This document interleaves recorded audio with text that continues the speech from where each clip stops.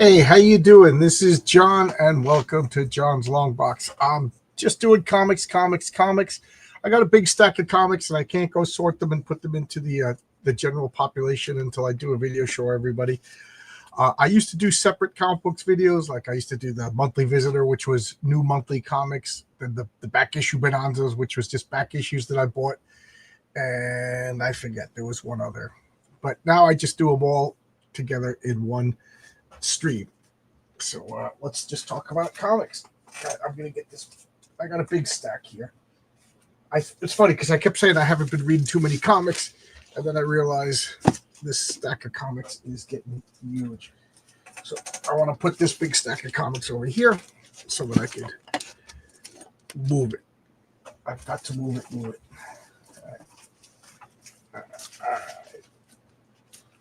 All right. So first and foremost, still doing shipping. That's still going on, but I took time to read some comics today.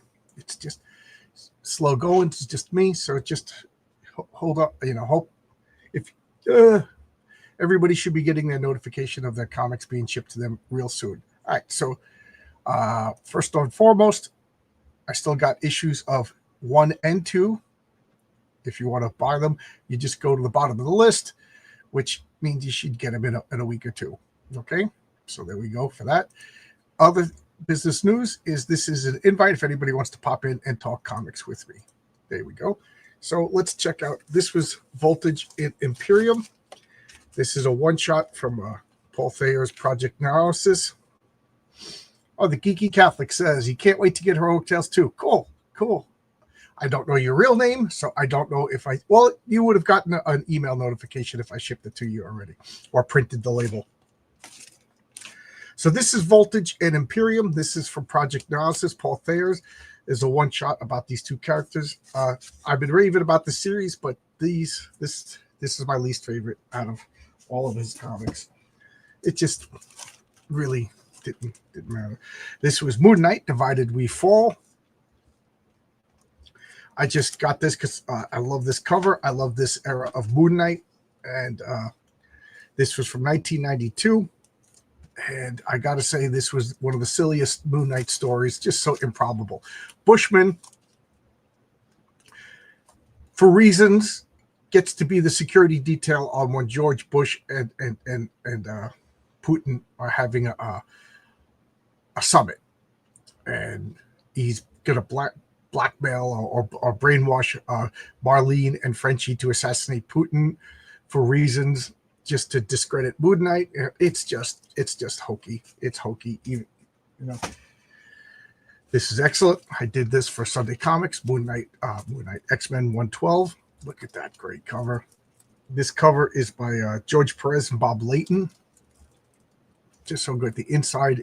This is the last cover before John Byrne starts taking over the covers. John Byrne is already doing the interiors. It's so good. Check out my Sunday Comics for that. It is so good. This is Kamandi, The Last Boy on Earth. I got the first 10 issues, read the first 10 issues. Sorry to say that this is my least favorite Jack Kirby comic idea. I don't know. I just find it to be a mess.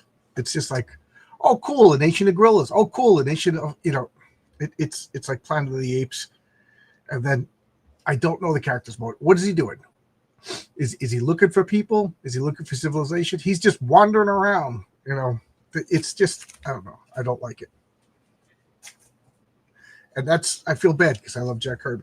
This is Munchkin number 2. And this is Munchkin number 1, based on the board and card game. I think I'm the only person who still likes that game. It's a bad game. It's a flawed game. It's an argumentative game. Oh, geez. Jimmy O'Donnell's in the chat. How you doing? This is one of my childhood friends. First time I've ever seen you here. What's up, Jimmy? How's it going? If you click on this and you got a camera, you can pop in. Just don't tell any embarrassing stories about me. But hey, Jimmy, when are you going to order my comic book? How's that? How's that for putting you on the spot? We got Zaid Comics over here. Zaid Comics is in here. We'll talk about that when we get there. What up, Jimmy? How's everything out in sunny California? But this is Munchkin, comic book based on Munchkin. I don't know. It's just like little goofy, humorous skits. Comes with cards that you can actually use in the game, which is pretty cool.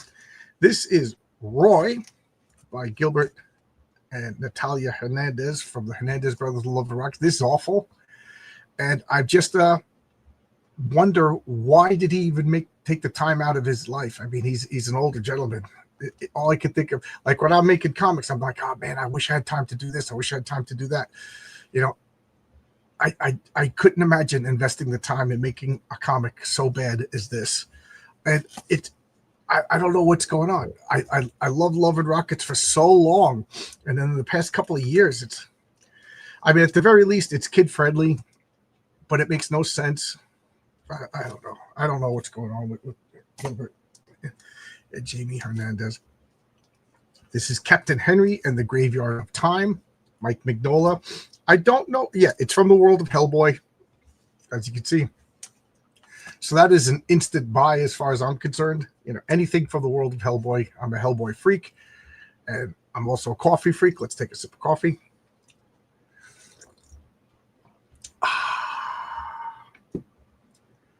Jimmy says, I know nothing of comics. I'd embarrass myself. What are you doing? What's going on over there, Jimmy? It's funny to be talking to you through my comic book channel. Jimmy and I, we met when I worked at a Wallbound supermarket in high school, and we've been friends ever since. And then, in our early 20s, the band broke up. I went to Albuquerque. Jim went to San Diego. My friend John stayed in New York. My friend Sean went to Seattle. And then, I think with one exception, all four of us haven't been in like the same area ever since, you know. Like one will go visit there, two over here, three over here. But I think there was one occasion where all four of us were back in New York for something. So this is the Graveyard of Time. It's just, I don't want to, I think it's 5 issues. I really liked it. New artist. I wonder how much I'm sure Mike Mignola probably just comes up with the ideas and because Bruce Zick writes it and draws it. So I wonder how much Mike Mignola probably comes up with the idea and then sets the limits on what can and cannot be done in their world. This is War. I got this. What is this comic good for? I'll tell you absolutely nothing. Say it again. But this is the War. I got it because I'm a Garth Ennis freak. And what is it? Set in the present tense, the present time, and bombs are dropping. And, you know, it's a bunch of people literally sitting around in a coffee shop drinking coffee, talking about the Ukraine war, and the bombs are dropping on New York. So it's funny because it's well written. I instantly started to get interested in the characters. I'm not going to say I like the characters, but I don't think that's the point. I don't think you're supposed to like the characters, or maybe you do. I don't know, but I don't. But they're typical liberal New Yorkers, so I don't like them. But it's well written. I want to know what's going on, and I just can't help thinking that this is not what comic books should be. This is a TV show. You know, it's people sitting around drinking coffee, talking, discussing their feelings. One guy's, a leftist, one guy's a rightist, and then, you're woke, you're a Nazi, blah, blah, blah, blah, blah. With the exception of a couple of them are on the subway at the end, and the bombs are dropping, so they're stuck in the subway. They got to make it out. But I mean, it's a Netflix show, It's not a comic book. Comic books are this. This is a comic book. Superheroes fighting, action and stuff. So this is the first appearance of Captain Britain. This is an actual British comic, magazine sized. So it's I didn't realize that this Chris Claremont wrote this. So this is the first appearance of Captain Britain, 1976. And then it's weekly. So Stan Lee said in the letters page that they prepared a year's worth of comics so that they could do a weekly schedule. And then half of it is it's broken into 3 stories. Captain Britain, a Fantastic Four reprint from Reed Richards Stuck in the Negative Zone from somewhere around the 140s. And then Steranko's Nick Fury. It's fun comic to have. I'm glad I have it. Hellboy, Professor Harvey is gone. And again, this is start. If anybody wants to pop in, talk comics with me. Anybody want to pop in, talk comics with me? Jimmy, does your son read comics? Do any of your kids read comics? I was just talking to Brian McElroy. Messaged me like 2 days ago. He bought my comic, so he's a better friend, Jimmy. He's a better friend. He bought my comic. All right, so this is Hellboy and the BPRD. Professor Harvey is gone. I just realized I didn't read this. I put this in the stack, but I didn't read this. Yes, I didn't read this, so I got to put that back. Okay, this is what we're all waiting for, The Man with No Strings. So this is produced by Zade Comics, these guys right here, written by Phil Diaz. Excellently drawn, great setting, great characters. It's really good, really good. I did a one word review was just, this is excellent. Or I guess that's 3-word review. But this is really good. And I'm excited about this for a bunch of reasons. First off, it's a good comic. I mean, more comics. We can't go wrong with more gooder comics. Second off, he printed this himself. Phil, you want to come in and talk about this? You want to talk about what you're doing? Because I'm really excited about this. This is he works for, and I know I'm going to get some details wrong, but he works for an arcade. And I forget which state his arcade is in somewhere in the continental United States. There is a lonely arcade where Phil Diaz works. And it's one of those, you pay a price and you go in, you play all the games, and they got all, man, my nose is running. And they play all the games. You can spend all day. There's one over here by me that my wife and I go to. We go to the mall. We call it our 80s day. But they had a printing press in the back of this arcade. Look like I have a cool microphone. Just need a cigar smoke. Be like an 80s right-wing commentator. But there's a printer in the back room. And then when you say Alakazam, he pops in. There you go. So am I getting the details correct so far? Kind of. I don't know. I didn't hear it because I paused. I was saying you work in an arcade, and it's one of those arcades, you pay one price, you play all the games, and there was a non-functioning arcade in the back of the arcade. I mean, a non-functioning printer in the back of the arcade. So there used to be a printing business next door to the arcade. Oh, okay. And the guy who owned it moved out of state, and he sold everything that he had in there, except for a few printers he brought with him to us. We took over the building and started our own printing business out of it. So we do like vinyl wraps for trucks and signs and, banners for conventions, like all of our convention banners. So if I do a convention, I could contact you for a banner? Yeah, for sure. Yeah, we do the big stand-up banners and stuff. And we could do stickers as well. So then we eventually, I think we bought the printer we're using now for something else, and we had to get it fixed. So we brought we got a service guy to come in and fix it, and he told us we could print these with it because the machine actually folds and staples the books for you after it's done printing. So do you mind if I show them how you put me in your comic book? Yeah, no problem. So look at this beautiful art. Look at this beautiful art. Gorgeous. Is it going to continue to be black and white? Yes. Yeah. So it's the single issues will be black and white. And then when we reach the end of a story arc, we'll collect it and get it colored. So what do you guys think? We got a bunch of people watching. Does Phil owe me royalties for using my likeness? What do you guys think? How much do you think is fair? $10,000 I think is fair. $10,000. You're not. It's totally different. You're not that corpulent. Well, that's how you thought you were going to get away with it. I'm so glad that you enjoyed it, though. It was excellent. It was excellent. The funny thing is I'm such a nitpick. This is my only nitpick, and it just proves that I'm a lunatic, not you, not anybody else. But you see these, he's fighting like these puppet people, right? Yes. They all got strings on the so what's in the ceiling? Is there like do the strings just attach to the ceiling? Like do they just float in the air? Like if I was to be above the scene, what would I see the strings attached to? In my head, they're wrapped around like scaffolding of the ceiling, you know. So I know we just shipped it out, so not a lot of people have read it, but they all do. They're being controlled by that puppeteer, which we will see. You know, we'll probably. I'm spoiler, but we'll probably see him again.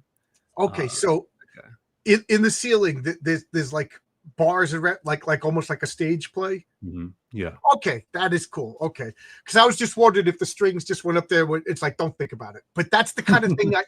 That's what an anal retentive I am. Sure, sure. That's the kind of thing. And then you sent me this as a bonus. Yeah. So everybody that ordered a copy of The Man with No Strings, we hit a stretch goal, and we gave everybody a free newsprint version of one of our previous books. That being the Lost Pages, which we're splitting up into single issues. So this is technically that is great. issue I one. mean, I think I have everything you've ever put out. I might have missed something, but I like this idea that you're going to put them into floppy comics because I'll get them all again. I like Awesome. this format, and this really worked in this format. Cool. Yeah, yeah. So the first book is kind of like an anthology. So we had to almost like jigsaw it together to put 2 silhouette stories, and it works out through the series, which is awesome. I think I formatted the first 4 issues already.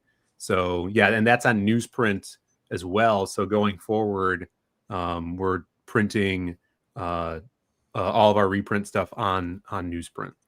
So the next issue, will it be the Lost Pages #2 and then the name of the character? Yes, I think I actually have a copy. Yeah, so here's a proof copy of issue 2. So here's issue 2, and it's Wild Card is the next character. Still got the Lost Pages here, and keep the formatting. We have like the black and white bar here. So I wanted something to keep a cohesiveness. Right. So if this was on the rack, people will be like, "Oh, that's the next part one." of the same series." Yeah. Yeah. So put your link if people want to get this. Put your link in the private chat so I can throw it in the public chat. I don't know. You're probably not a moderator. I think I only have 2 moderators. I know we were joking around about because I love your character, the People. Yeah. And we were joking around that the Public Eye and the People, my character, the Public Eye and the People. But after reading this or rereading this, the Public Eye and the Silhouette have to meet. Oh yeah, you like the Silhouette? The Silhouette is very inspired by Ditko inspired characters. You know, Rorschach, Mr. A. Definitely when I was first conceiving of the Silhouette, I just seen Watchmen and that narration, and then read the comic, and that's kind of like my ode to that Rorschach's journal type stuff. Yeah, I got that over. Like I was just thinking like I daydream, and I was like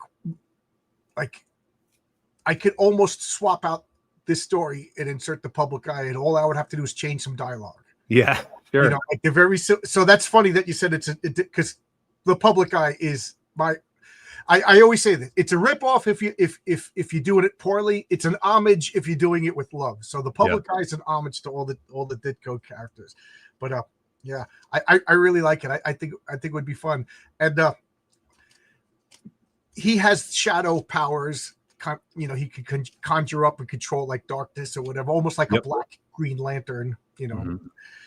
Whereas the Public Eye has a heightened senses, so he could perceive things, and then he enhances it with his magnifying glass that I don't want to talk about yet. But because he could perceive ley lines, and in my world, ley lines are where like a tectonic plate. Yeah, we talked about that before. They hit each other and they would cause friction and earthquakes. But when two dimensions hit each other, oh geez, I just unfocused this. They create a ley line, so he could see that, and since he could see, he can interact with it because perception is the key to reality. So he could, so he has a built-in ability to travel to other worlds. So maybe he can end up in the world of the silhouette. But cool. I really like your stuff. You're a very good writer. You have a nice stable of characters. I'm really excited for them. I got 2 comic books out, so take what it is. But I find your characters to be very similar to my characters. And this is not an insult. This is a compliment. They're not super powerful. Like, I find making super powerful superheroes almost to be amateurish.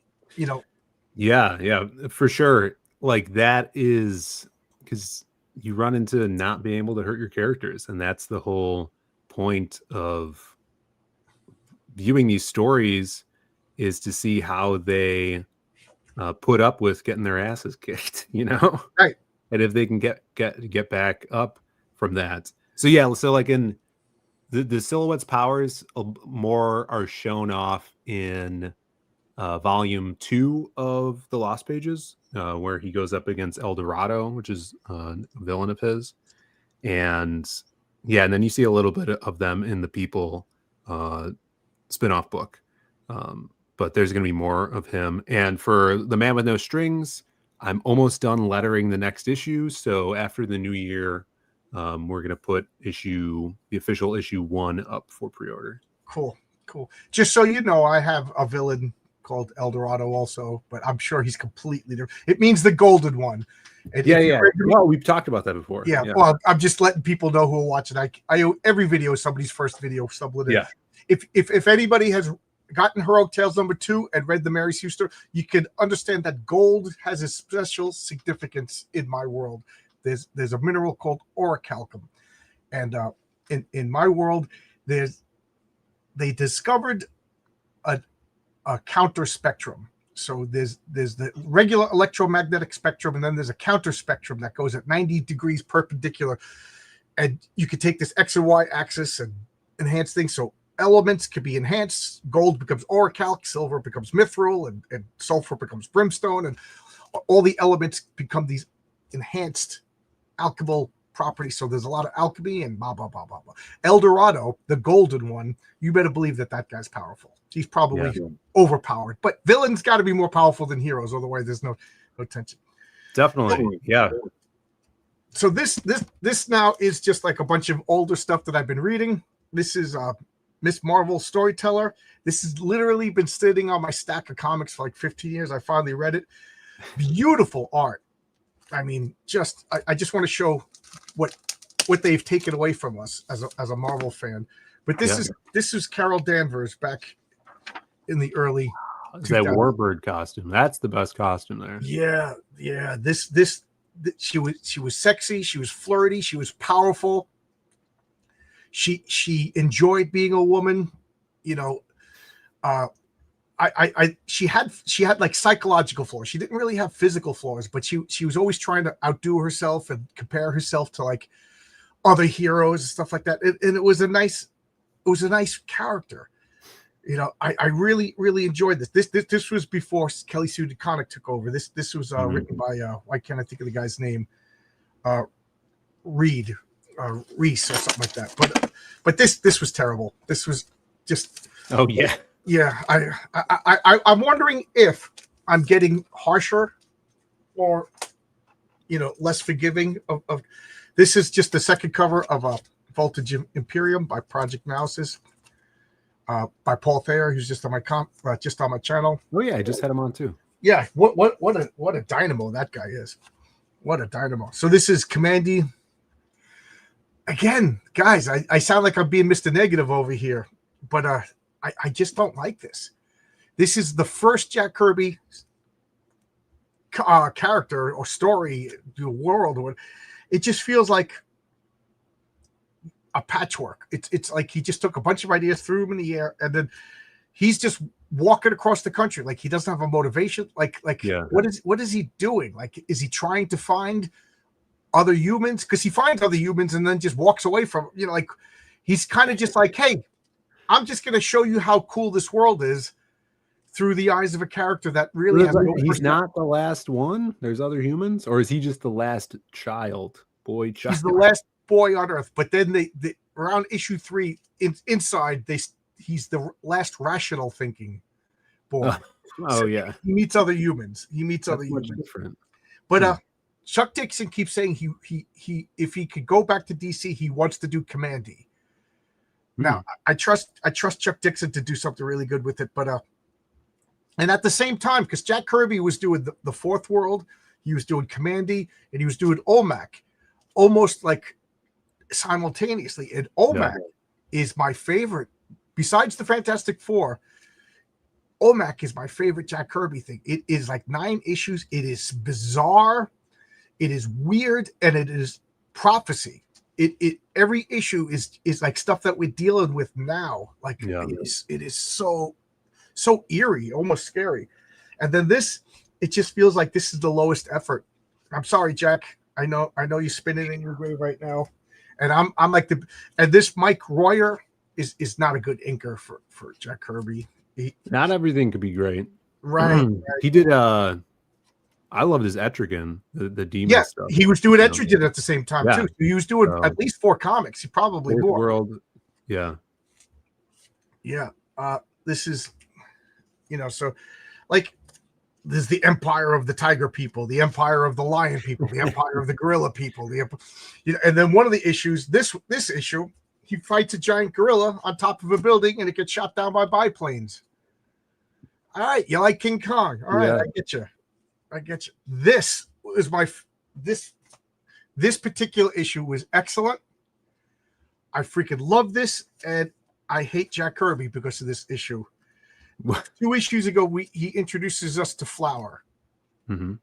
She's a sweetheart. She's this beautiful, believe it or not, topless girl. She's her goods are covered up by her hair, so you never really see it. But she's this sweetheart. She has a flower, and she just like they find a house. She starts cooking. Like she's just like this beautiful topless trad wife.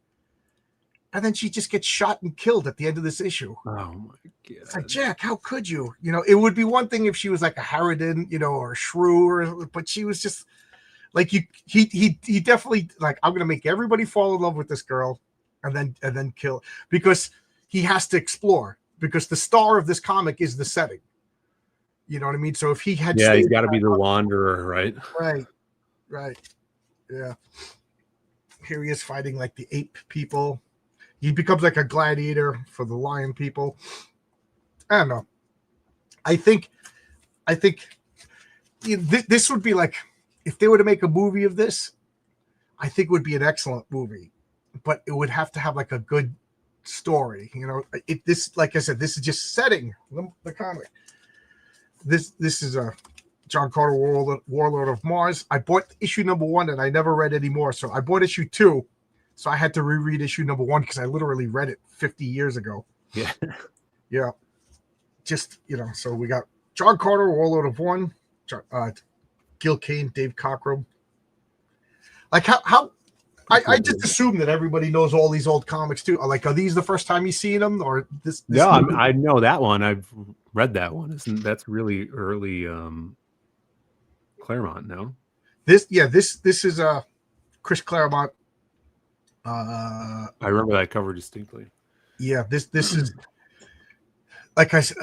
I've been doing so tomorrow I'll continue with the Claremont Byrne run of the X-Men, and I never realized until going through these in such rapid succession. Why am I have to sneeze again?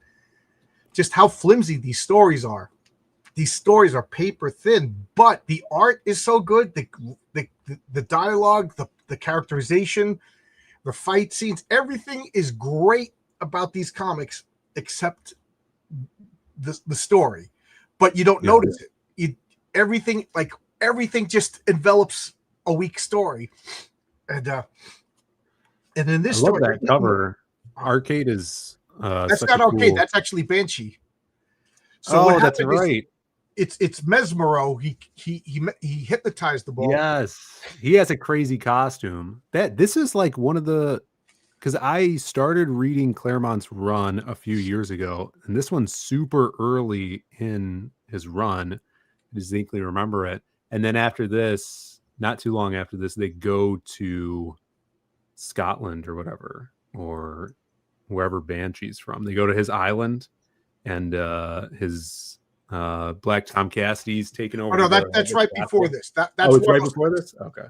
Yeah, so they and again, that's just like, hey, let's just go to Scotland. I happen to have a castle, and you then guys can use a vacation.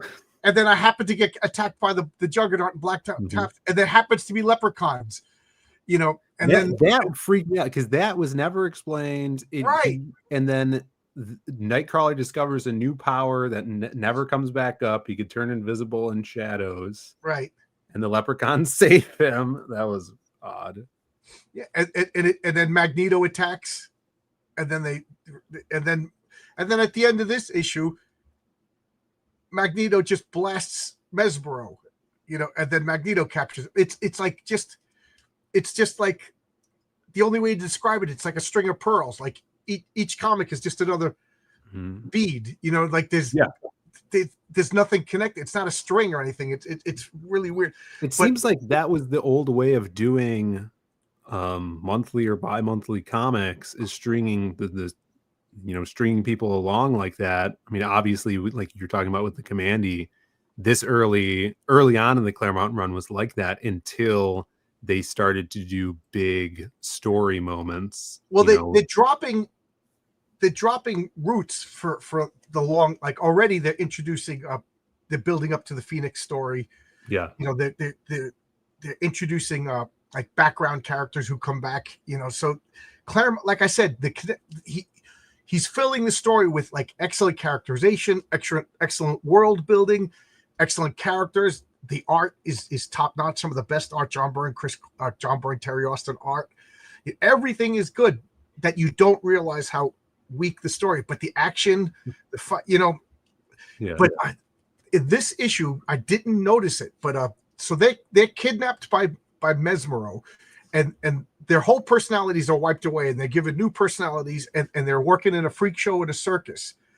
And Jean Grey is an acrobat, and she's like this trampy girl putting on lipstick, and she's like, yeah, I got to go for my big date with the boss, you know. And I just feel like Jean Grey can't catch a break. Like she's just been abused. Like, come on, she's been at the circus for months, and she's going on dates with the boss. Like they're just holding hands. This is a guy who mind controls people, rewrites their personalities, and abducts them. Yeah, you know what I mean. Like poor Jean Grey. Like no wonder like she has this breakdown. Like I could see at the end now. Everybody knows she kills herself in issue 137. It's a 50-year-old comic. You know, it's one of the biggest events in comic book. But I almost like feel like she just wants to rest after everything she's been through. And I tell you, I'm getting madder and madder and madder whenever I see all the, like Gail Simone just put a picture of the new X-Men, and Emma Frost is in the front, and everybody's like, oh, Emma looks so hot. And I'm just like, she's a rapist, sex offender, you know, abductor. You know, she's not a good person, you know. And right. I'm sure like people today never read these comics from 40 years ago. That she was a horrible, horrible, horrible person who assisted in the abuse of Jean Grey. And I'll never forgive that character, but she's a great villain, you know. And if I was to write the X-Men, it would come to light that she's mind controlling everybody to accept her or to forget her or whatever, because I don't know, like, would you ever have a super team in Osama bin Laden? It's like, yeah, right. You know what I mean? Or yeah. Jeffrey Epstein, he's on the team now. He's sorry. You know, it's just some things that aren't forgivable. But anyway, look at this. This is the proof copy of my comic, of the cosplay cover. This is Martina Markota. I sent her a t-shirt. I just asked her to if she would pose just so I could sell t-shirts. And then everybody was like, you got to make a cosplay cover. So awesome. So I sent her a copy. Excuse me. I'm so happy to see this. I really like the Subterranean character. Oh, so here. It's on the back of this, but the Subterranean's on the. Yeah. where is it? Yeah, he's you can see him on the cover of the back of this. But this is the proof copy of the Renzo artwork. This is Mary Sue. Nice. You know, did you get issue 2? Yeah. I haven't read the Mary Sue story, but I read the other one. I really liked it. I dig the cameos and how you made that work in there. It was really fun. Yeah, it's the first appearance of King Fu. Yeah, he was there in the but I'm talking about the hallucinations. Oh, okay. That, yes, yeah. He hallucinates, and there's a little there's a difference between the hallucinations. Yeah, like he recognizes some of them, and some of them he doesn't. Mm-hmm. Yeah, I like the these are my daughter's comic book characters. I asked Brian and Fabrizio if just for fun, if Wolf and Batsy could be comic book characters in the Patriarch's world. So there's going to be in future issues where the kids are sitting around reading comics, and they'll have Wolf and Batsy comics. They'll have Horace H. Hoover comics. That's cool. And we have an ad for Saturday morning cartoons, and there's little Wolfie, little Batsy. That's going to be in the next issue. But there was also characters that the Patriarch didn't recognize, and that symbolizes something else. That's interesting. I also liked the little comic strip between the two stories, and then your like ads for the mail away toys and stuff. Those cool retro stuff. Yeah, I made it like a Sunday, like a newspaper strip, kind of like Peanuts or BC or whatever, RJ and me. And I didn't tell RJ because it's supposed to be me and RJ from the Fourth Age. Yeah. I goof around and call him a Bigfoot. So I really like it. That's my wife's favorite part of the comic. That was fun. I really like it a lot. I'm real proud of this, but thank you.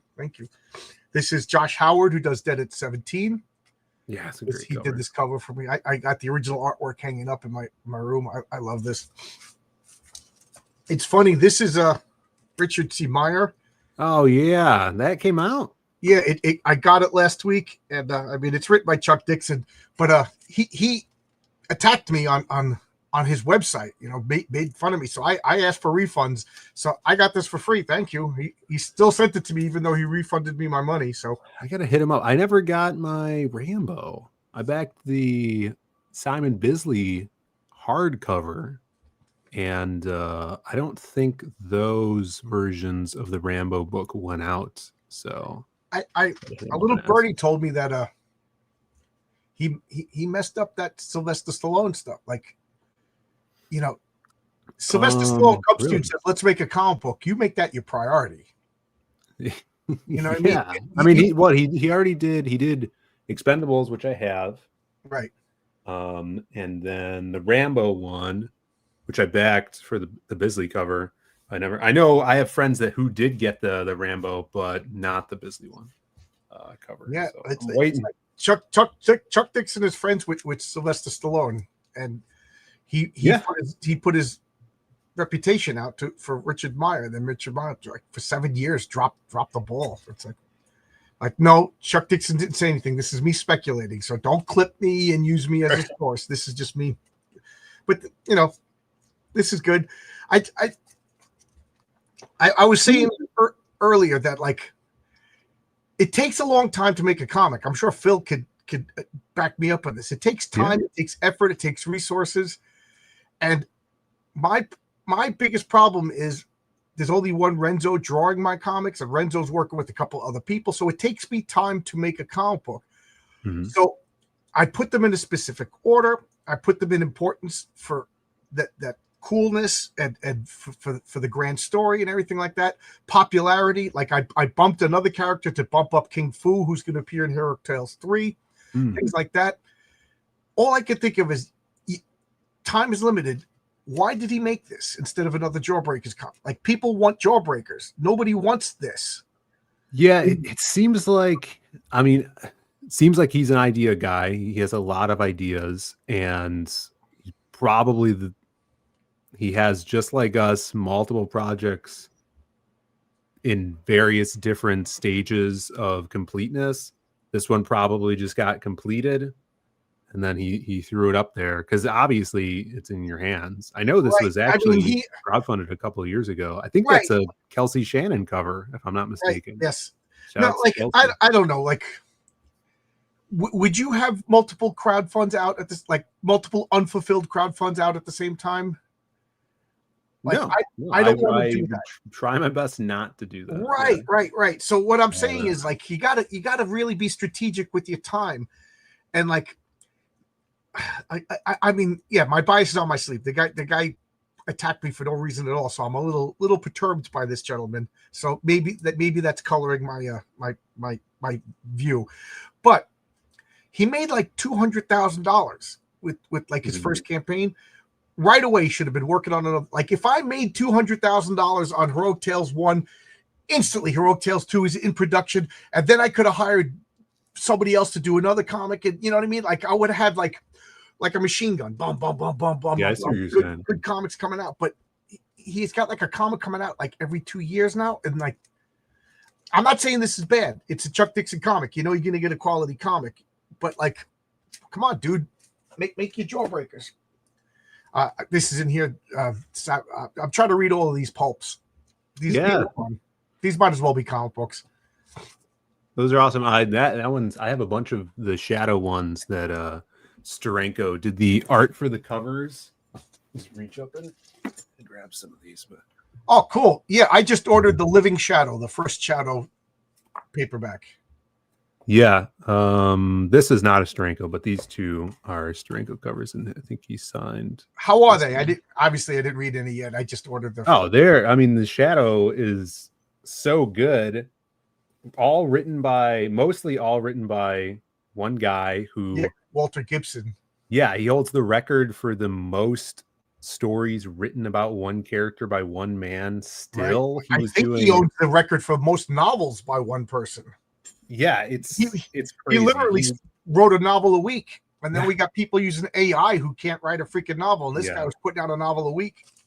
It's amazing. Yeah. So this is the first issue of a Savage Sword of Conan. I just want to put the tape on before I forget. Who did that cover? Ladies and gentlemen, you got to put the tape on this way. This is the way to put the tape on correctly. You know, who did this cover? This is Boris Vallejo. That is gorgeous. It's blurry now, but when I could see it, it was gorgeous. Let me reset the camera. Stop extra camera. I must have bumped into it.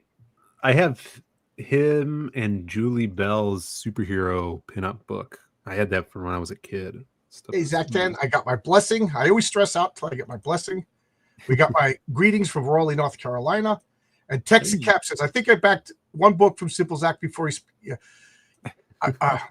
it was funny because before he spurred out, I was done with it because Graham was he killed off all of his characters in the first issue, which is just insane. I heard that.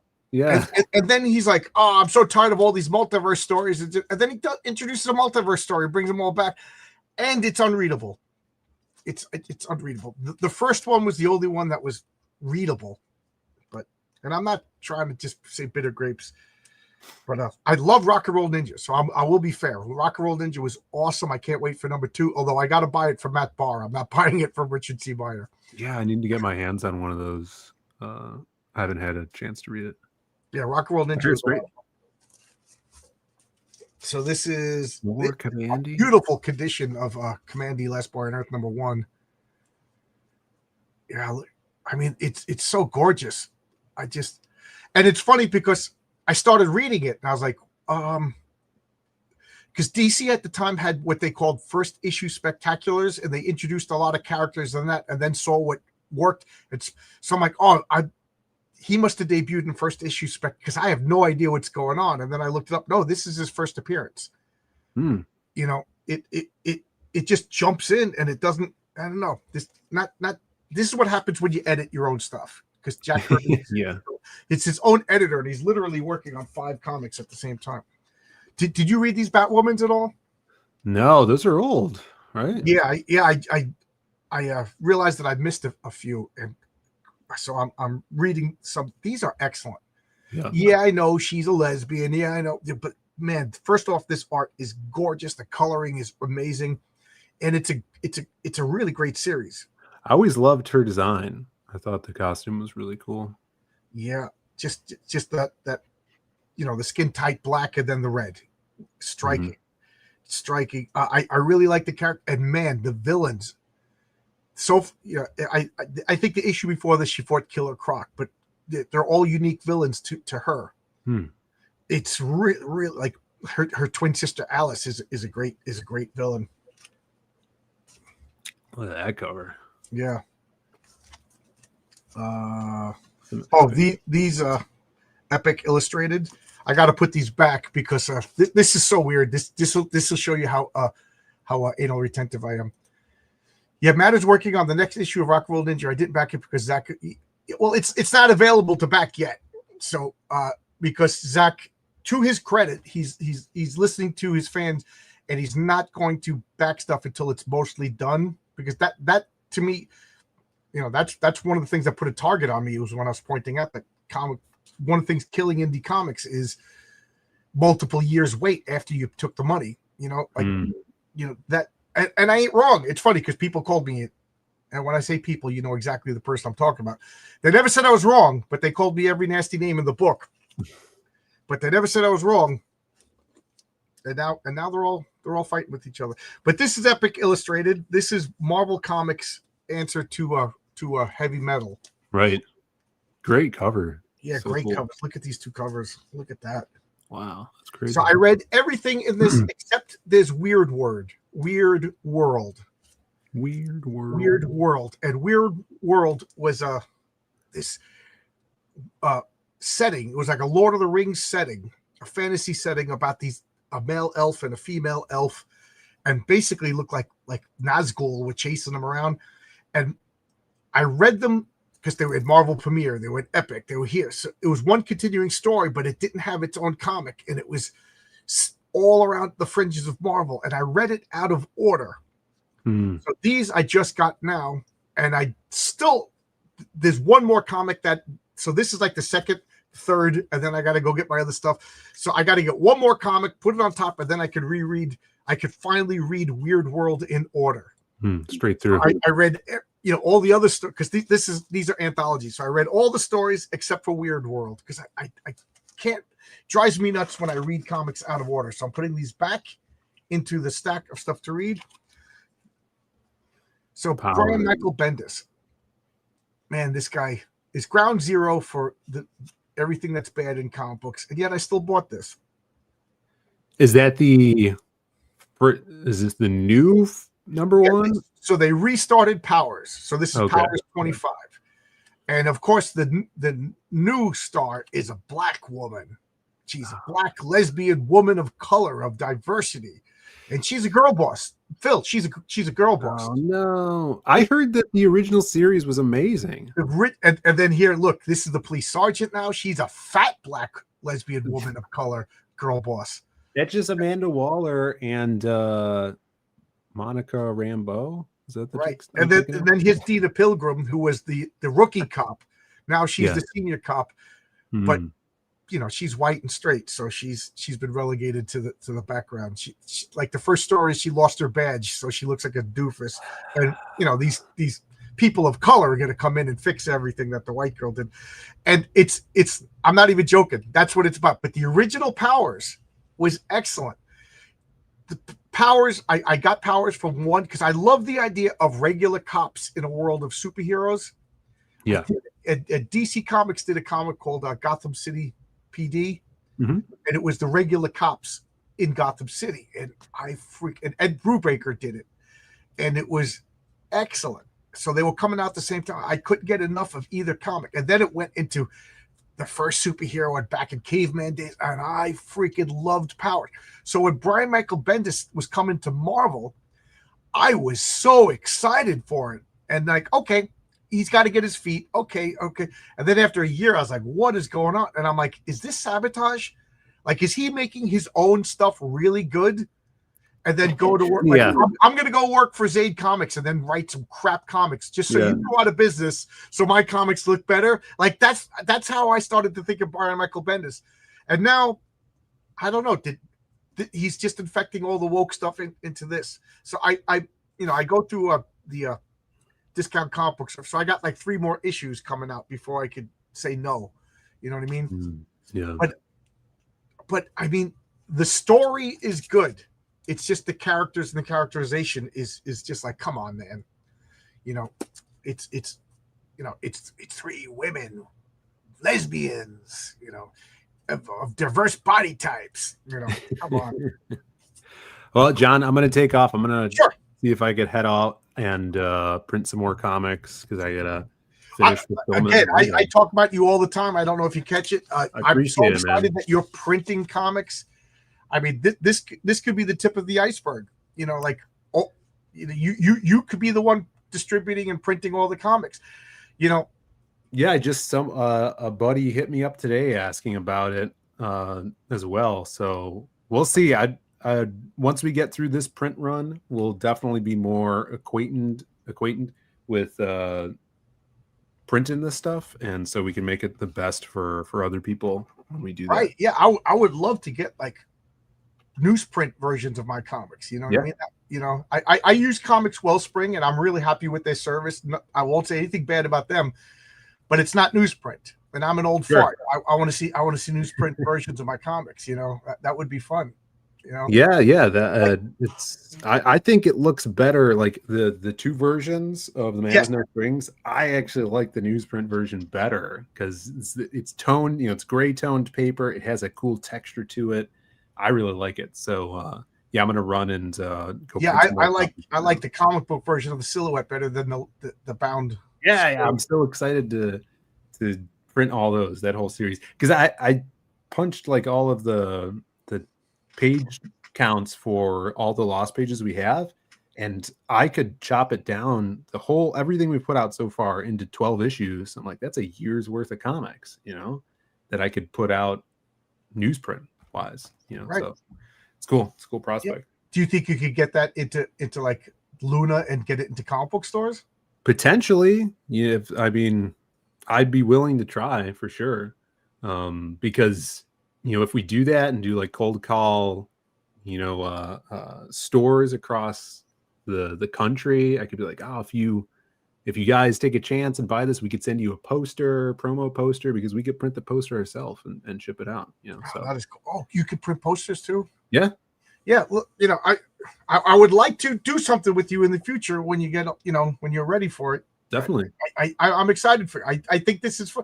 Like I said to Eric July, I'm like, there's a vacuum forming, and this is a guy who's doing Rippasend, printing, distributing, and that is like, I said it to EVS a long time ago. I was like, dude, you're making like $1 million a comic book. You should make like a Comics Gate like printer and distributor and everything. He's like, I don't want to be anybody's boss. I'm like, I'm not saying a boss. Like, you know, I send you all my files. This is what I want. You print, you know, this, right. You know, yeah. it could be, but I mean, the thing with that though is it's more work, you know? Right. I understand. Yeah. Like he wants to draw comics and he wants to, but you're driving, like when you had your comics, you were driving across the country till dropping them off. Like you seem like a go-getter. This sounds like something like, and you're still young and you're not drawing, you know, drawing is just right. Desk for 8 hours a day. You know, like me, you know, you could write a story and then have a couple of days to whatever. I don't know. I'm just excited for you. I know. I'm like, yeah, I appreciate it. I just think that you could be like, I don't know how old you are, but like you'll be 45 and you're like, I remember when that guy started. He was just. I'm 32. Yeah, you know what I mean. Like 32. So, yeah, but it is like I'm super lucky that I have the job that I do, and you know the opportunity to even be around this printer and learn how to use it. But yeah, it's, you know, we have a cutter too, so we're trimming the books ourselves, and we had to learn how to do that, and all of that is super cool. It does take away from writing, right? You know, and you know, project management, but that project management's kind of passive. It's like, oh, I'll get messages from an artist and be like, oh, that looks awesome, go on to the next page, you know. But yeah, I wish I had those 7 hours of the workday to just sit down and write, because I'd have more stuff and but well, it's the long game for us. Do For sure. you write everything for Zaid? Do you have other writers? Yeah, no, we haven't had anyone write stuff for Zaid yet. But yeah, it's been me so far. Okay, yeah. Because with my work schedule, I usually only write on Sundays. Yeah. It's just the only time I got. And then since I've been delivering my comics, I haven't written a damn thing. Because Sundays I'm filling boxes. Yeah. No, I hear you. Yeah, we'll be doing that tomorrow. I'll probably go get lunch with my brother and some buddies, and then finish trimming the books and boxing them up. We only have like 14 more packages left to get out. We actually got an order today as well, so a little bit extra. But did you have a lot of comics that just got ruined and you had to just discard? Yeah, well, not a lot, but there are. When we first got the cutter, we were learning how to use it, and it's like, okay, we have this cutter. How do we cut 12 comics at the same time or more? And then you do that cut, and it's like, oh, I just cut way too much, and it's like cut through this word balloon. So yeah, I have a stack over there where can't send them out, but that's all learning experience. Now we actually 3D printed these kind of like book holders that you could stuff 12 books in at once. It'll hold it, all the paper is even, you put it in the cutter. Okay, so you're making forms and stuff like that. So yeah. Okay. So, that's clever, So yeah, my brother does all the 3D printing stuff. We have all those at the I have a 3D printer. I printed up one thing, and I was like, that was fun. I was like, it was a $200 expense. I got a little 3D patriarch made. Yeah, that's awesome. It's super cool. Yeah, we did. I don't have one here, but we did a Crimstone from the Lost Pages. Oh, that's so cool. Yeah, I got to get one of Mary Sue next. Yeah, for sure. Yeah, so I'm going to go over there. I'll print some more stuff. I'll be listening too. So thanks for having me on, and I'm glad you like. Anytime, you're always welcome. Always welcome. This is an open invite for anybody. I might as well I'll put the link in the chat one more time. This is an open invite because I got a big stack of comics, and to me, it's more fun talking with other people than talking to the void. Oh, definitely. We got RJ over here. If you want to come in and talk, anybody want to come in and talk? We got a bunch of people watching. Anybody want to come and talk? Here we go. So yeah, Phil, anytime you want to pop out. Oh, let me reset this. Cool, man. Every time someone come in and take my place. I'll see you guys later. Yeah, good to see you, man. I'm rooting for you, man. I think you could be like a mover and a shaker in 5 or 6 years. I'm trying. Thanks, man. I appreciate it. Yeah. All right, so we're back to John Carter, Warlord of Mars, issue number 2. John, do you use voice to text for your phone for writing? No, I do not. I sit right here and I type onto this computer. I don't want to say I'm autistic, but if I was a kid, I would have been diagnosed. I look at my behavior. I have to do things a certain way, and I can't. If I'm writing, I have to be right here. I have to have my coffee over here, and it has to be on the screen, and it has to be silent. So like I can't do it, but I do use voice to text to put down ideas. I have a friend, Jimmy, not the Jimmy who's probably, I don't know. Hey, Jimmy, you still watching? But my friend, Jimmy Griffin, he plays my role-playing games with me, and he made up the character Lucius Kane, and he made up the character, the metaphysician. I'll just send him crazy messages, text message, a sword that drinks souls. And he knows what I'm doing. Like, he's like, that's a good idea, and then he'll do the same thing back. It just send crazy ideas back. So if you were to look at my text messages to Jimmy Griffin, it's just insane, schizophrenic rambling. And then when I'm driving, I have an hour to work and an hour back. I'll put on Grok, and it's ask, and you could talk to it, and an AI voice responds, and it'll look up stuff. So I'll be like, tell me about Solomon, the king of Israel, and then blah, blah, blah, blah, blah, blah, blah. And I'm like, okay, this is an idea for a comic book. And and then it interrupts me, and I yell at it, tell it to shut up. I said, shut up. I'm trying to log my ideas, and then I just say this idea, and then it responds. But what I like about it is it converts it to a text file, and then I'll title it like idea for a character based on Solomon or something like that. And then I have all of these files in Grok, you know, of story ideas. But I don't write them. Although people, Jimmy's like, you should do this, but I don't know. I like typing it out. I think the act of typing helps me sort my thoughts. But yeah, probably too much information to answer this question. Again, if anybody wants to pop in, R.J. Williams, he's got comics out. Call Sign Orion. Yeah, Bendis, you brave soul. I know. I really like the first run of Power. So this is John Carter, Warlord of Mars. What Earthman battles alone against the savage white apes of Mars. So I got to get issue 3. I got issue 1 and 2. Look at that cover. And if you put your hand on it, you could feel how many times I put tracing paper over this and drew this figure. And this became my figure of the male superheroic form. Like I would draw Captain America symbols on it and, use this as Batman or whatever. So, yeah, this is not in mint. You can actually see over here, I scraped it with an eraser. I was erasing on the tracing paper and it went through and marked the comic. But this is the first appearance of Vindicator. He was called Weapon Alpha at this point. Just a good comic. This set the precedent of the X-Men just like playing baseball and taking the day off and relaxing in the woods, in between a major storyline. This is just so much fun. Guys, I cannot recommend this era of X-Men. It's probably the pinnacle of comic books, and it's what I'm at. It's what I'm aping. I'm aping the look, the feel, and a couple of people busted my chops because I do a little bit of suggestiveness in the comics, and it's like, have you read the Byrne X-Men? Man, that Mesmero was very suggestive. Reading it as an adult, I actually got the creeps, and I glossed over it as a kid. And I'm not as skillful as Chris Claremont, so maybe my suggestiveness is over the top. I don't know. A human, he must not escape. I don't know. I don't want to harp on Commandy. Poor Jack Kirby. Look at that. Look at that gorilla. The thing that grew on the moon.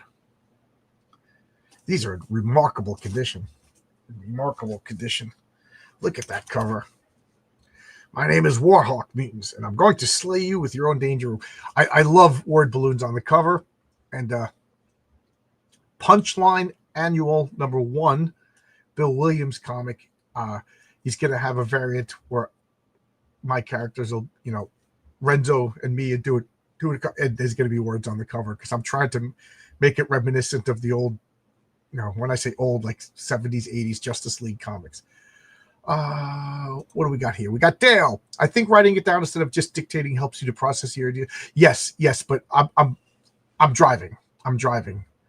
If I'm not driving, I send a text message to Jimmy. But if I'm driving, I talk to Grok because I'm driving. And if you know about what happened to me, I'm a nervous driver these days. So, okay, because I've done a good part of my writing that way. A modern day dictation machine. My brother wrote the first drafts of his papers that way in order to get a master's degree. I should try it. I like typing. I think I like typing because it forces me to put in more effort. Does that make sense? Like dictating. I don't know. I haven't dictated. Maybe I'm full of crap. I'll try it. But I kind of like typing because it forces me to focus. If with my personality and the way I'm like a little kid distracted by everything. I think if I was just talking, I would be looking around and but typing and looking at the screen forces me to focus, if that makes sense. If that makes any sense to anybody, let me know. And here is another stack of comics. Look at that. Look at that beautiful Barry Windsor Smith cover. Conan. My only complaint about this is just too much. Hey, look, he's got a purple cape. Conan. I had it on good authority that no comic book pro uses purple for a masculine character. And could you get more masculine than Conan? Conan has a purple cape. Go figure. Go figure. Look at that. Look at this beautiful cover. Look at that. That is just absolutely gorgeous. This is Epic Illustrated. This is Marvel's answer to Heavy Metal, which is Howard Chaykin, Jim Starlin in this, Charlie Vess. Just it's a lot of fantasy, a lot of sci-fi. What we got here? That makes perfect sense. Okay. We got the Iron Man comic books are for nerds. You better believe they are. You better believe that. Hey, we got Buzz. How you doing, Buzz? How's everything? Hail, hail, hail. Dan Ballers. I like that cat. I thought my cat escaped down here and I didn't know it. Look at that. This yep, Howard Chaykin. I can see his signature right there. Look at this. One thing about Epic Illustrated, it's a commitment. When you're sitting down and you're reading a comic. I love this spacesuit. I love that bubble helmet. You better believe I wrote a story called "Let's Save the Dinosaurs," and they wear bubble helmets because when they time travel back into the time of the dinosaurs, they don't want to breathe and get germs and contaminate. So they're wearing spacesuits, even though they're on Earth. And I'm trying to, in the script, I'm like saying that, they're old-fashioned bubble-headed spacesuits. I just love this. I'm trying to see who the artist is. I can't tell. But this is just gorgeous. I think this is my favorite. Yeah, that's so good. Speaking of so good, Buzz is good. How you doing? Again, if anybody wants to come in and talk comics with me, here's the link. If anybody wants to come in and talk comics, there's the link. So this is Horace H. Hoover. I took this out because I did this for Sunday Comics. This is Fabrizio Aiello, who I consider one of the few people that I consider him a friend. He writes, he draws, he colors, he inks, he letters. This is a one-man show. And he's just an interesting character. And yes, Horace H. Hoover shows up in my comic, Heroic Tales 2. He's in Heroic Tales 1 too. Blink and you miss him. But I love these characters. I love this character. Fabrizio's a great guy. He's got a campaign right now on Kickstarter. 5 issues. You could get all. Issue 4 is coming out, so you can get all 4 issues. This is the Morningstar Chronicles. Man, was the art in this outstanding. The art in this was outstanding. The coloring was outstanding. Yeah. Yeah. Look at that cover. Pretty interesting. Look at that. Mr. Monster. We got...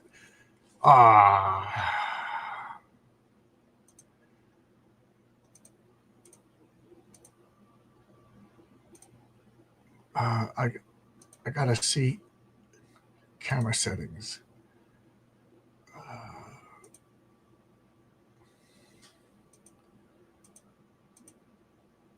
Okay, I was just trying to see if there's like an autofocus because it just doesn't seem to focus. But this is Alan Moore, Dave Gibbons, and Keith Gifford, along with Michael T. Gilbert. I mean, this is just like a who's who of some of my favorite comic book people. I love this character. Creator of Michael T. Gilbert did one of the covers for Heroic Tales #1, the picnic cover. Still available. Look at this. So good. So good. He's inspiration for a character that debuts in Heroic Tales 2. Doesn't have a name, but you see him in it. Tarzan 16. Now, this issue. Oh, we got some new comments. Tex and Cap. I've been picking up the new Heavy Metal series. Me too. I didn't read them yet, but I got them right here. I got the new Heavy Metal. I just realized that's Elric on the cover. Cool. I got the Elric cover by accident. Didn't read them yet. I got stacks and stacks and stacks of comics. I love the way Chaykin does covers. His story, you and me both. Chaykin is a wonderful artist, but man, is his storytelling. He's the example of bad storytelling. If you read American Flag, it is a tough read because each panel is just a separate, it's not, it doesn't connect to the story. You really have to work. You have to do it. Fortunately, the comic is worth the work, but man, is Chaykin, is his storytelling. He to me, he is the example of bad storytelling. And I feel bad saying that because he's such a talented guy. And I really like American Flag, but it is work. A chore means you just muscle through it. It's work, but it's rewarding work. But comic books shouldn't be that much work. Hey, Emily Kruger, how you doing? I used to think that there was multiple versions of her because she was on every stream. So these Tarzans, when I read 1 to 5, man, I was like, these are so good. These are so good. And then they just rapidly turned into a chore. These are a chore. There's a reason why it gets canceled soon. I just think it's just uninspired. The art is excellent, but the story is just uninspired. He gets amnesia in issue 5, and then for like 4 issues, he doesn't remember, and it's just wrap it up. See, now he's going into Pellucidar, so now it's actually getting better. Here's Tarzan at the Earth's core kind of stories, fighting pirates, so it basically turned into Conan, But I read the first 2 Tarzan novels. They were excellent. The second one was like a secret agent novel. He's basically part of the French, not secret. Yes, he's part of the French Secret Service, and he's going through like Morocco and Northern Africa, recovering stolen jewels and stuff. It's really, really good. You don't think it. He's in the jungle at the beginning, and then he returns to the jungle at the end. But the rest of it, it's like, like James Bond. The first issue is all in the jungle. It's excellent. I got to get the third one. I like the first 2 so much. I'm trying to read all of these old pulp stuff. Here we go. This, what an issue. So much came out of this issue. Look at that cover. Close up on, focus on Storms. But why not? Look at that. Dave Cockrum over here. Just great. These costume designs are just some of the best costume design of all time. These early X-Men, it's like a crime to put them back in these costumes. These costumes, Dave Cockrum is one of the best costume designers of all time. So good. I prefer Buscema Tarzan more than the Kubert Tarzan. I know to some that's a sacrilege. I don't have any of the Kubert Tarzan. Tarzan was a character I just never really liked. So I saw a couple of movies. I never really liked Tarzan. And I was like, let me get these comics. And I was excited because it's John Buscema. The art is great. But now I like Tarzan. After reading the first 2 novels, man, I like Tarzan. I got to read more. But so far, the novels are better than any comics. I read those Marvel comics. I'm making it sound like I read a bunch of Tarzans.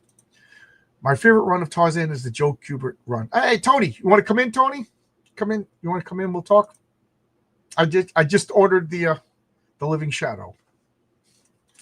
So this is 2 issues, The Sword of Justice. I got this on Fund My Comic. It's funny because I thought it was a campaign. So I ordered the comics, and then like a week later I got them. I was like, wow, I was really impressed. Beautiful artwork. My pet peeve is they use Greek mythology wrong. It's just a pet peeve of mine, They use Greek mythology wrong. Project Analysis uses Greek mythology wrong, and this comic uses, but man, is this just beautiful artwork. Now, that's my nitpick that they use Greek mythology wrong, but my major criticism is the storytelling could be cleaner. I'm unforgivable about storytelling. So he needs to work a little bit better on the storytelling. Otherwise, it's a good comic. Can't, $5. $5. And of course, my buddy Brian Bow, Wolf and Batsy. This is the full color art book. So this is sneeze is coming. I think I'm allergic to wolf hair. Sneeze and a yawn. That made the sneeze go away though. So I urge anybody, if you don't know what Wolf and Batsy is, pick it up. It's a great, sexy monster comic. Beautiful art. Every issue is almost self-contained. I think there's 2 4-issue stories, but they're so good. They're so good. And this is art commissions and covers, and a lot of his work is in black and white. So he did full color and made it. This was a lot of good. A lot of good. This is a lot of good. A lot of good. And then this is issue 12 of Wolf and Batsy. Look at that. So the premise of this is a ferocious werewolf, sexy vampire chick, looking for a place that you could call home. But they do what monsters do. They eat people. And it's funny because I forget what issue it was. Was it issue 9 or issue 10? I forget exactly what issue it was, where you are reminded that they're monsters. I'll leave it at that. And I was like, man, this particular issue was mean. Like, you start to like them because they're the main characters, and then you get reminded every once in a while that they're monsters. And Brian was amused by that. I was like, oh man, this was like a mean issue. Look at this cover. Look at that. Heads get ripped off. Girls getting bit. Skulls. In this issue, blood. Brian is so funny. He's so funny. Slaughtered by the bloody wolfman, the vampire stocking. Look at this. I could look at this cover all day long. And then this I just read this. Oh, what happened? No, nothing happened. I thought something happened. This I just read like moments before we went live. So this is Geiger at number 17. See, now I could take these comic books and I could put them in the comic book room and get them off my table. So this is part of me cleaning up. So this is Geiger 17. This is Ghost Machine, Jeff Johns. I'm enjoying this story, man. I got to say, I didn't like the world that George Perez. I wish it was George Perez. I love George Perez. I didn't like the world that Jeff Johns created, but I grew to like it. He won me over. He really won me over. And I'm really enjoying this. I'm lot of character development. It's just such an interesting book. Good character, great name. Geiger tells you everything you need to know about this character. It's radioactive, dangerous, he's hot-headed, and all the side characters. I got to say, Junkyard Joe is one of my favorite characters of all time. That's how much I love this guy. The Junkyard Joe one-shot, man, it got me. It got me. It tugged on my heartstrings, and it hook, line, and sinker. He got me, and I don't want to spoil it. But man, I actually got like teary-eyed, and I showed my wife, and then she gets teary-eyed when she sees me getting teary-eyed because it doesn't happen too much. You know what I mean? But it was a good comic, and and I'm so glad that good comics are still coming out of comic book stores. I can't recommend Ghost Machine comics enough. I'm way behind on Rook. I think I missed issue 3. So I've been buying them, and I can't read it until I get issue number 3. But I haven't been buying any back issues because I'm trying to fulfill. Like, I'm telling myself I can't buy any new comics until I'm done fulfilling everything. So it's like an incentive. So I got to stack. Every once in a while, I'll get comics from Discount Comic Book Service, and they're like, "Oh man, I'm still missing issue number 3, and I'm up to 9 or something like that." So I'll read all of Rook, and I'm sure it's good. I got everything by Jeff Johns that I could think of. I love this. I love this. So I'm done. I'm done with comics, an hour and 20 minutes. Unless anybody wants to pop in or we keep the comments going, I'm going to shut this down. So no need to keep that there. If anybody wants to come in, I'll throw out the link. I will. A snon. A snon. I just saw that. That's pretty funny. You know what? I already showed this, but I will. Since I got people, it's a different time. What is going on? My phone is active. Oh no! Don't. Okay. I'm gonna show this. Where is it? I'm just gonna.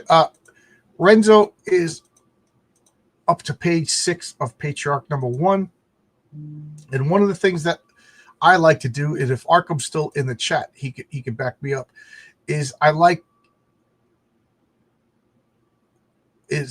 What is going on? Oh, okay. Whew. Okay. I like to ask the artist to if to do a sketch of the characters. Now, Renzo doesn't have to do a sketch of the Patriarch. He's been draw the Patriarch, but there's villains and other characters. So, when he does like a character study of them, that's what we use for the trading cards. So, like this was, how to do Dr. Robug. This was, Molly Cusack Ball. So, like, okay, because I want to get the character design done, what they look like before doing the whole issue, and then we're like, oh man, that's not right. So Renzo is he did one of the villains for Patriarch number 1, and there she is, Queen Bitch, daughter of Anubis. I love that. I can't wait to see it colored. Yeah, that's not a mask. That's what she looks like. I'll make that bigger. Look at that. That is so good. Cool. That is so cool. I love said. I got to see I got to find the old drawing of her that I sent to Renzo, and then what he made with it. So that's going to be the trading card. So that's going to be card number 2. That's going to be card number 2 for Patriarch. Hello? Can you hear? Okay. That's going to be card number 2 for Patriarch number 1. This is going to be card number 1. And surprise, it's the Patriarch, but it's young Patriarch. He doesn't have the beard. His costume is slightly different. Yeah, he's got purple shorts. So I was laughing when a few times people like, I want to see him in purple shorts. And I was just keeping my mouth shut because that was his original costume. And then later on, he changed his costume. But that's the Patriarch's original costume. That's going to be the first trading card. Queen Bitch will be the third. Queen Bitch will be the second. The third card will be Captain Atlas, and then other characters that I don't want to spoil.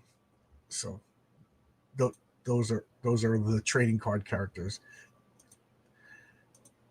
I'm just playing around with these. I don't like that. I do not like that. That's better. I don't like it when it's that big. So, we got a comment. I've picked up all these books. They're based on the original ones. I may have an extra copy of issue 3 Rook. I'll let you know. I could get it. It's not like it's a super rare. I could get it. I'm just not buying any comics until I fulfill all my heroic tales, until all the backers get their comics. I'm looking at why should I get comics when people who bought my comics didn't get their comics yet. So that's my deal. Oh, here's.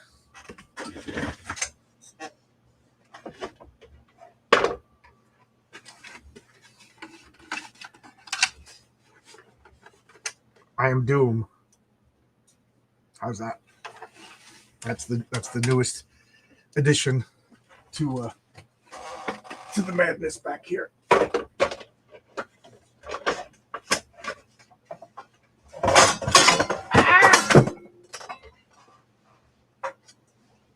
My Wonder Woman tiara.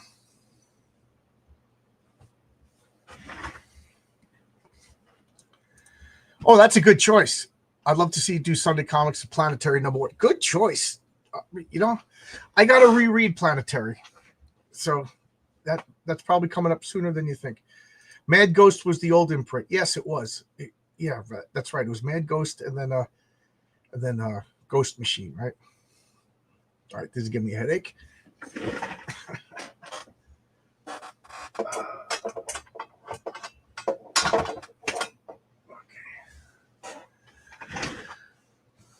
I think the tiara is upside down. Well, it was giving me a headache. So I don't know what else to say. I got nothing else to say. Unless people want to pop in, I think we'll call it a night. And tomorrow I will do Sunday Comics with more X-Men. I'll continue the X-Men.